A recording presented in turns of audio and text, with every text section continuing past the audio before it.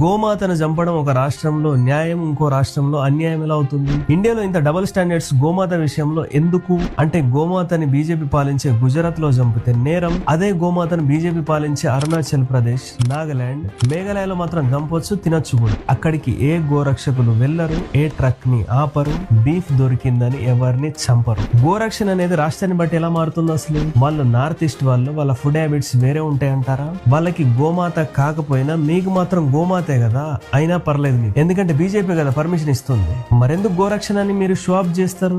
రక్షిస్తే దేశం మొత్తం రక్షించాలి గాని ఈ సగం సగం పంచాయతీ ఏంది? బీజేపీ గోరక్షణని తెగ రెచ్చగొడుతుంది, మళ్ళీ ఓట్ల కోసం అదే గోమాతను తినమని పర్మిషన్ ఇస్తుంది. పొద్దున లేస్తే హలాల్ బ్యాన్ చేయమని మీరు తెగ ఏడుస్తారు, మళ్ళీ అదే హలాల్ సర్టిఫికేట్ చేసిన బీఫ్ ని బీజేపీ ప్రపంచం అంతా ఎక్స్పోర్ట్ చేస్తుంది. మోడీ వచ్చాకైతే ఏకంగా సెకండ్ ప్లేస్ లోకి వెళ్ళింది బీఫ్ ఎక్స్పోర్ట్స్ లో. బీజేపీకి బీఫ్ అంటే నచ్చదు, కానీ బీజేపీకి బీఫ్ ఇచ్చే కంపెనీ డొనేషన్స్ మాత్రం కావాలి. అందుకే రీసెంట్ గా అలానా బీఫ్ ఎక్స్పోర్ట్ నుండి 30 కోట్ల డొనేషన్ తీసుకుంది. నిజంగా గోరక్షణ ధ్యేయం అయితే ఆ డొనేషన్ వద్దని చెప్పొచ్చు కదా.